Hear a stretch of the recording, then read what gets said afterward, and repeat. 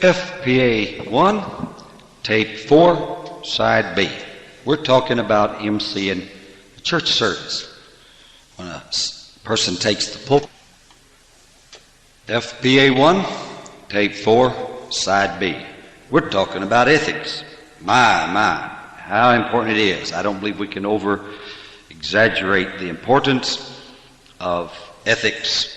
Let's talk about friendship with our neighboring pastors. There should be some basis of respect and cordiality. I also think it's important that we be so honest as to recognize there are different personalities. That doesn't mean one is more or less Christian than another, but there are some people I found I enjoy being around more than others. And if I select one or two friends that I can socialize with the limited time that I have, I enjoy being with them.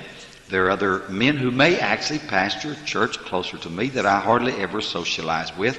There's a different composition of their personalities, him and his wives, his family situation, maybe age difference and different background, and they would be more comfortable with other people.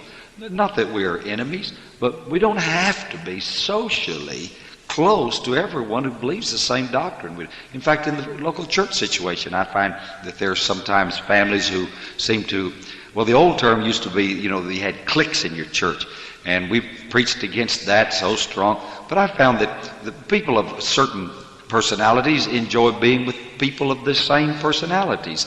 In the area of age and activities, someone who gives all of their attention to music would not enjoy spending all their time with someone who does mostly fishing and hunting.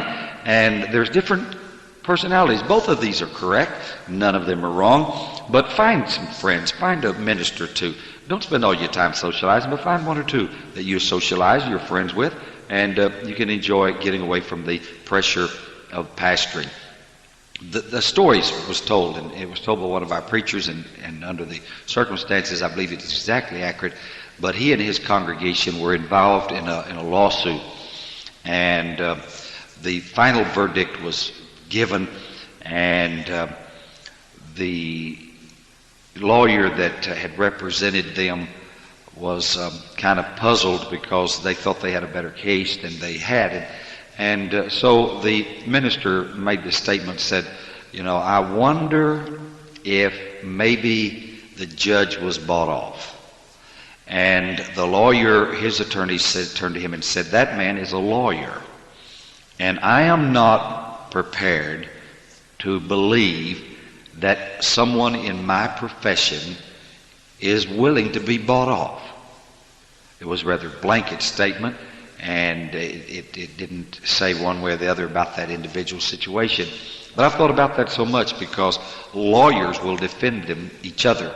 They have a little circle, they have a little fellowship, and I thought, now, we're talking about Christians. When I hear a rumor about my brother, a fellow minister, my first reaction is I should reject that and say I'm not prepared to believe that malicious gossip on my brother.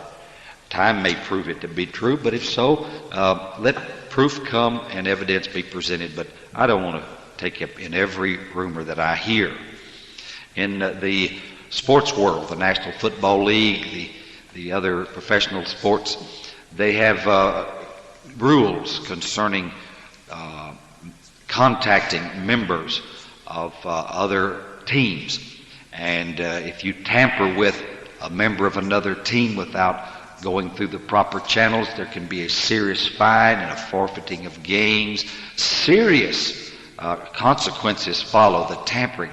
And I don't think that we need to get to the place that there be a rule in the United Pentecostal Church that if a pastor tampers with a neighboring church's congregation that he's fined $1 million. But you see, even the business world recognizes a certain amount of ethics and principles and things that are right. And I think that we in the church should be the first example of honesty and integrity and prefer our brethren over ourselves and actually take wrong on occasion to try to bring peace and harmony. There's maybe a couple of reasons that we should be willing to accept a transfer from a neighboring church. I have seen the time when within my own church there were two families that had a conflict and were uncomfortable worshiping in the same church together. One instance that I could think of is where a lady had been married and divorced before coming into the church, and now she was remarried and she had a family and was very happy in the church. In the course of time, her first husband had a conversion. And the next thing you know, we found that her first husband and his wife and their children were attending our church also. It made it very difficult for the children to say, well, that's my mother and that family, that's my daddy. Very difficult. And I went to the last family that had become a part of my church, and I told them that we were thrilled they were saved, but that they would not find our church to be the proper church home, and that here was an address of another church, and here was the name of the pastor, and let them know that I had already communicated to that pastor and that we were asking that these people attend that church and that they be received warmly and graciously, but that would be their church home. And we followed through, and they did make the change. Sometimes we pastors have a personality that somehow, and I'm not a psychologist, I can't tell you all of the ins and outs of it, but I do know that we have our own unique personality, and there is on occasion someone who will come into our church that has a conflicting personality, and we just don't enjoy dealing with them. And we could, easily recommend that they attend another church. We'd rather them go somewhere and be saved than just conflict with us and backslide and be lost. And so there are those times when a transfer is proper, but every transfer should be so transferred. Every member that's transferred should be done so that the pastors on both sides, after the case, can sit down, have lunch together, and laugh and talk and be friends. We're going to spend a long time together up there. We might as well learn to get along down here. Other than that, cutting away again the fog, there's no way that someone can quit my church without a very legitimate reason, and then go to your church and be accepted, become a Sunday school teacher, become an officer in your church, without it being a very personal slap to the church and the pastor that they have left. It will be a stinging insult. It will be a personal slap. And you say, well, people have the rights. We're not talking about whether they have the rights. We're talking about your neighbor and the personal hurt that he goes through. And you might as well accept this fact. I mean, it's a fact. When you take someone in of that nature, you cause a friction and a division. And if you're prepared to live with that, all right. Not only that, but when someone quits a church, that pastor loses some respect in the community of ministers, because they begin to wonder, well, I wonder what he did. I wonder why he can't pastor those people. What's wrong with him? And you're contributing to the loss of respect that man must endure and suffer. And you do it. Make sure that when you receive those people, you're prepared for all that you're causing. I want to talk at length for a while about a fact that is somewhat different than we have heard taught heretofore. I grew up in the church, and I've heard it talked about the family, the church, the family. And certainly there is a bonding of emotions and love between the pastor, his wife, and the congregation. When they have dealt with sinners, they have prayed with them, seen them pray through, struggle for victory, overcoming temptations. Finally, they become victorious. They've seen struggles in the home, husband and wife, and their emotions have somehow been bonded to the emotions of their people. They've seen them grow up. They've performed their weddings. They've performed their children's dedications. And so there's a bonding. And there is an emotional tie. But we must recognize as preachers, we must recognize that the church is not our family. I have 2 sons. I have 2 daughters by marriage and 3 grandchildren and 1 wife. That is my immediate family. I have sisters, a brother, and my mother that remains, and that's an extension of my family. And when one of these members leaves, when they pass away, my family diminishes. I will not replace them. If one of my children would pass away, then I will suffer great hurt, and it will be a lifelong sorrow and grief that only the Comforter can compensate for. But in the church, It's more like a business. If you ran a grocery store and some customer comes in and says, I'm moving, well, we'll miss you. You know, where you going? Hope you enjoy it. But in the back of our mind, we realize that another resident will fill the house where this customer has lived and will quite likely become our new customer. Thus, we have lost one and we gain one. The average American moves every 5 years.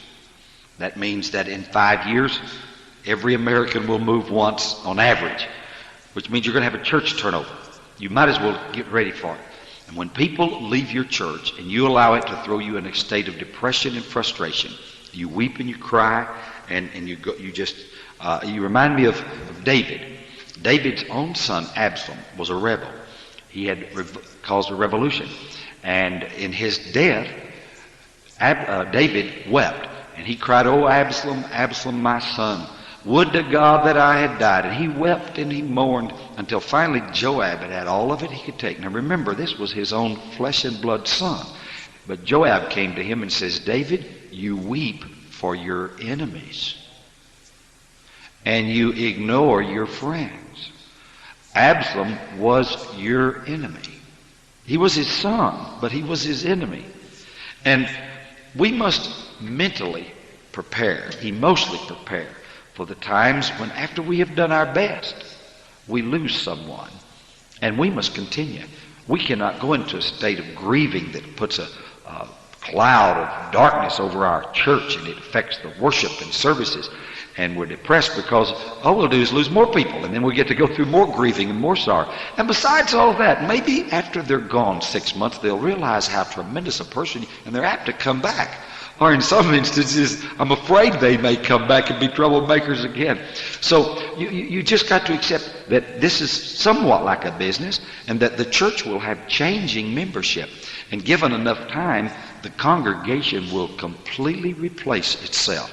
Everyone will have either moved or died. And there's nothing, including the pastor, and there's nothing we can do about it. So when you accept that, you become mature in your consideration of your responsibility, then you don't have all of those heartaches and griefs. Certainly it'll hurt. My wife and I have developed a little method that we use.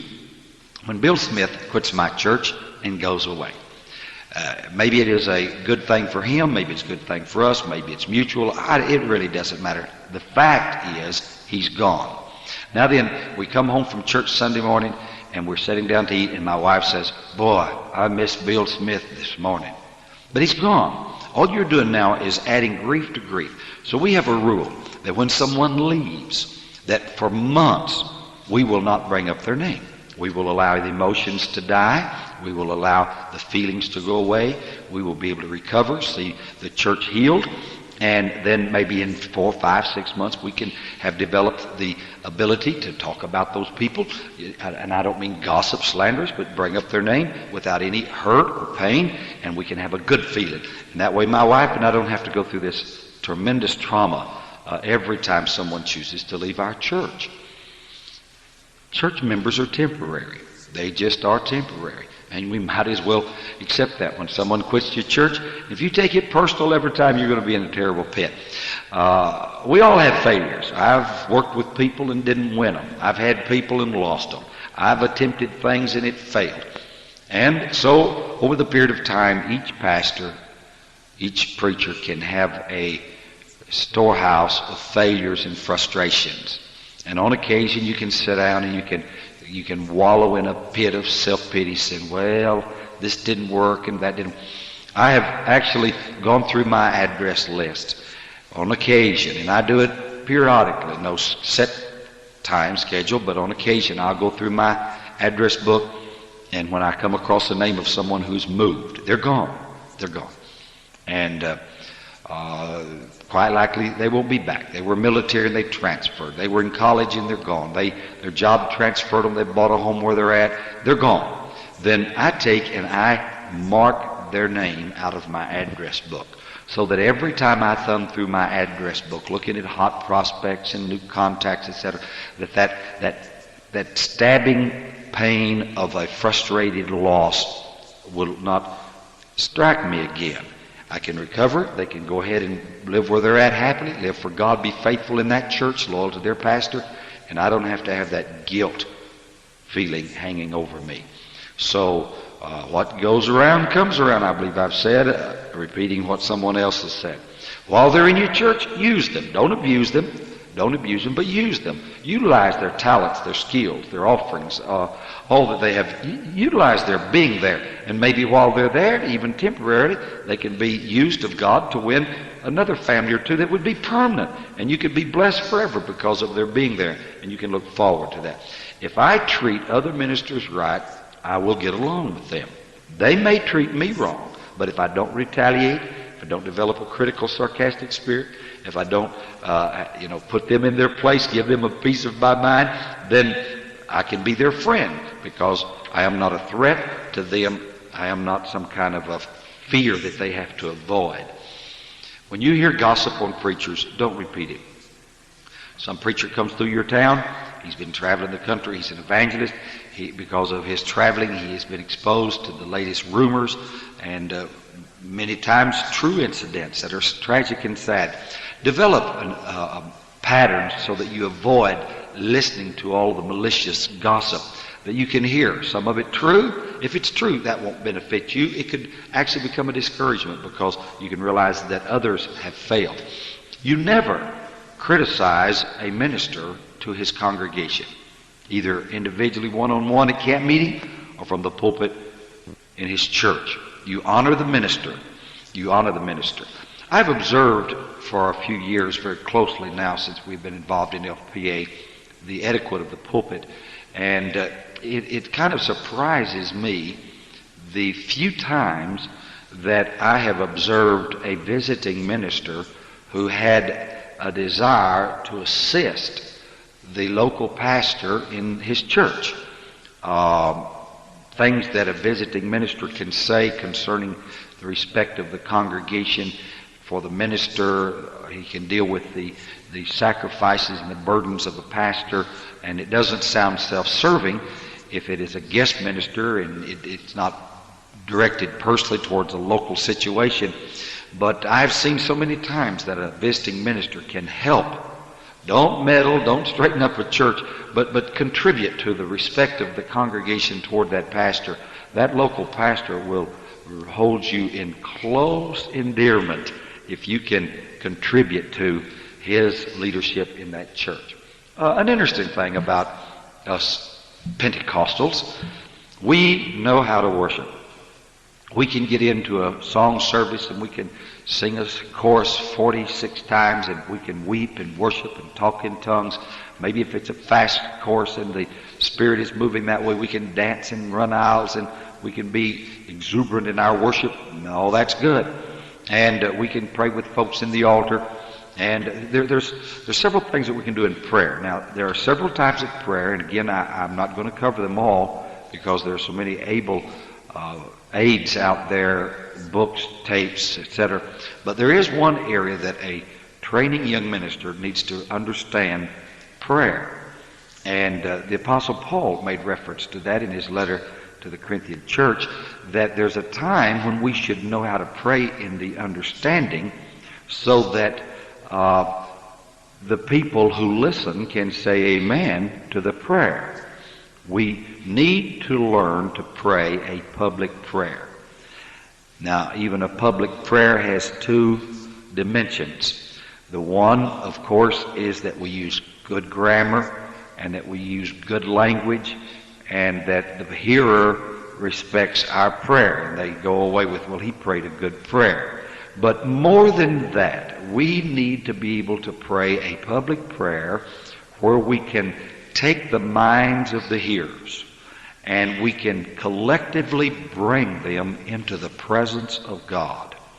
A good, effective preacher will know how to pray a public prayer. It's not a repentance prayer. God, we've failed you. We're so short of our calling. No, that's a private prayer. It's not a prayer, God, we need healing, we need, which maybe is true, but a public prayer for a group is different than all that. It's a general prayer. Our Father. I mean, you're including everybody. We are so thankful for your blessings to us this day.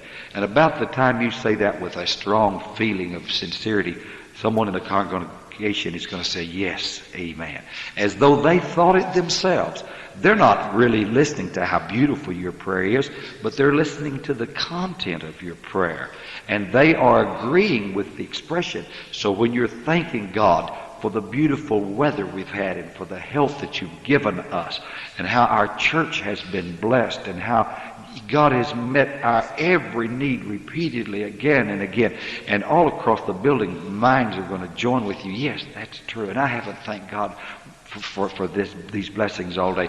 And I have seen someone that can pray an effective public prayer, can take every mind in that building and link them together as a single mind. And they enter the presence and the glory of God. And I've seen people worship and break down and weep and praise God in His presence, all through an effective public prayer. And we are public people. We need to be able to pray public prayers. There are crisis times in a person's ministry. There are times when we become frustrated and we've exhausted all of our energy in pastoring the church or evangelizing, working for God, and we consider moving. There are three that happen to nearly all of us. There's several other that are kind of common, but there are three that we need to be aware of when you start preaching. You've made a commitment now. You've opted to forego a career. You're not going to be a lawyer, doctor, professor, or something of that nature. You've accepted the call to the ministry, and so you get into it, and there's enthusiasm and anxiety and excitement and dreams just unlimited. But after a period of 3 to 5 years, the honeymoon's over, and you realize that pastoring is seeing that the grass is mowed and turning on the PA system when someone goofed up and unlocking the door, and there's just some real mundane responsibilities that are the overwhelming part of pastoring a church. I think some 60 to 80% of a pastor's time is devoted to administration. And there's not many days that you're casting out devils or that you're seeing the sick healed, blind eyes open, and opening envelopes with millions of dollars pouring in for worthy causes. And at somewhere during 3 to 5 years, you might as well get ready for a readjustment and a long-term commitment, a reevaluation, and time when you just recognize that you're not going to be the person to pray at the opening of the U.S. Senate on a regular basis, and you're not going to be the president's personal minister, but you're going to pastor people that are nerds and folks that are slow learners and simple-minded folks, and you're going to have folks get sick in your church service right there in the middle of service, and about the time you're making a real dramatic impact in a message, some fire engine's going by, and everybody's going to forget that you're even up there, and you're just going to have to settle in. And when it happens, don't be too disturbed. Don't let it shake you. Don't let it rock the boat, if you please, because it's happened to all of us. We've had to make serious commitments, and we've had to just, say, this is it. This is my life. I'm going to live a life of a servant to Jesus Christ. Then there's the midlife crisis, and just touch on it briefly because most of you young fellows getting into the ministry, it's a long time off. You can't realize that you will someday reach middle age, but you might even grow old, hopefully someday. But there's a midlife crisis. It happens to most people in every walk of life. For the preacher, it has some unique qualities about it because as you first get in the ministry, you begin to dream of that big church that you're going to pastor, that worldwide, if not at least a countrywide ministry, radio broadcast. You're going to be publishing publications and the profound information. You're going to be a missionary. You're going to speak several languages. A lot of the thoughts that when you're a child that are actually attainable, and I'm not belittling them, they're attainable, but you've settled down to the routine of pastoring a church, raising your family, paying the bills, keeping the grass mowed, trying to keep the leak out of the roof of the church, and trying to keep harmony with neighbors that don't like your racket, etc. and you've come to this point of midlife where you look back and you realize that, wait, I'm 40. I'll never be eligible to be the youth president. I missed that one. I thought, someday I would be. Well, I'm not going to be a missionary. I haven't learned another language. But it could be a real positive time when you redefine your goals and establish the priorities for the balance of your ministry. And then, of course, retirement's always there, and we believe God's going to provide for us, so we don't do much providing for ourselves. But you might as well realize one day you and Mom's going to grow old, and arthritis, rheumatism's going to set in, and you're going to not want to travel everywhere. It's interesting that you finally reach an age, and instead of looking forward to an invitation to preach a special service somewhere in another town, you turn down those invitations. You can stay home and do something important, play with your grandchildren or something of that nature. And you might as well deal with that. Do what you can as you can. Now, there's a time that, in my opinion, my humble opinion, that to take a day off and go fishing would be the biggest tonic that you could give you and your ministry. And to laugh and to put on those old khakis and tennies and get out there and fish and poke your finger with a fishing hook, it'll refresh you and it'll give you a new enthusiasm. You'll come back into church and your folks will recognize that you are indeed refreshed. Oh, hallelujah. Being a minister is many things. One of those has to do with emceeing a church service, putting together a church service. That's not hard because we've seen others do it and we just do what they do. Now, if they do it right, we're doing it right. If they're doing it wrong, we do it wrong. We do it like we know. We just fall into that rut. But let's examine the church service a little bit. And in this area, I would like to say that I have all the answers, and some of them are right, some of them are wrong, but I have the answers, and I'm opinionated, and I'll tell you my position. I had worked on this for quite a bit and put together some notes and an outline, and I had designed the perfect service. Shortly after that, I made a trip down into the South, and I was at a church on a Sunday night of a dear friend in a great church, and I won't identify them. But I sat there on the platform and observed their procedure. It was fresh on my mind that I had come up with all the correct answers, the do's and the don'ts. And I watched them, and they didn't do anything right. I mean, they didn't do the way they were supposed to, according to my outline.